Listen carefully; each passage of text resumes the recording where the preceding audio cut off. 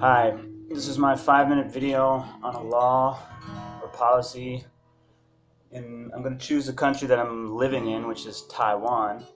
I'm bringing the guitar because 5 minutes is a really long time and I feel awkward standing or sitting in front of this camera, so this is going to be background music. But anyways, the law that I'm going to talk about in Taiwan it's more of a policy, and it's more of an unwritten law amongst all parents. The basic bottom line that goes from this is that high test scores is all that matters. So every single parent, all they care about is their child getting the highest test score, and it's basically a competition starting from when you are in almost like kindergarten. So like the high test scores, standardized test scores will get you to the higher elementary school, which will get you to the higher uh, middle school, the higher high school, the college.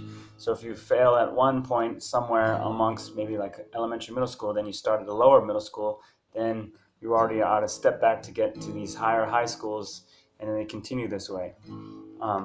So that's the bottom line. But what the reality is so kids will go to school, your normal 9 to 3 or 8 to 3, whatever it is, and then immediately afterwards they'll go to after school programs. But these after school programs aren't like what we do, which is sports and fun or something that you really like art or music. It'll be more math or more science, or occasionally you'll have the parent who gives the child like violin lessons or something, but that's on top of all the other stuff. So basically when the child would have free time, they just have violin or piano lessons. So it's just constant school, and usually it'll go till like 9 p.m. I think this is something that they do in Korea as well, maybe even in China, I'm not so sure.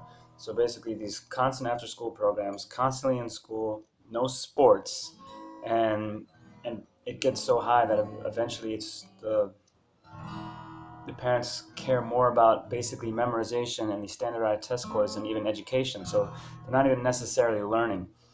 Um, Clearly that's going to affect the teacher and the class lesson. So I tend to teach at the after school program. So these kids have already been in school for 6 hours. They come to me and I'll be teaching them English. And now basically all of these children, all of their energy has already been gone. So I have a classroom full of dead children, and obviously the higher the age, the less energy they have, and the less dead, or the more dead the classroom is. Um, so then basically motivation is always hard. So if they're a little bit younger, I can usually find games, but the higher they are, they don't even really want to play games, just kind of sit and just listen to you and just like write down what you say. Again, another problem with this is their creativity has completely been gone.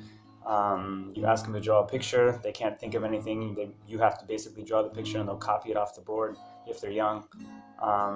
If you have them write a story, they can't think of anything. You'll give them one topic and everyone will write the exact same thing. And this has actually, I think, progressed to the higher level. If you go to like a bar and want to listen to live music, most of the bands are just cover bands and they can't even create their own music. So creativity is gone, energy is gone, because of basically the unwritten rules. So it's not necessary that you have to go to these after school programs, but if you're a parent and decide to not have your children go into them, the other parents are going to be like, oh, that child doesn't have his, those parents don't have that child to go in. And so it's just a cycle, and everyone's in competition to each other. And then granted, in the end, yeah, Taiwan has high test scores all around the world, but in the end, there's no balance in the child. The child doesn't have any creativity. They probably don't even have really many likes. A lot of times these children, when they finally have some free time, all they want to do is just play on their cell phone because it's, thinking for them. So the kids don't go out, they don't have energy to do anything.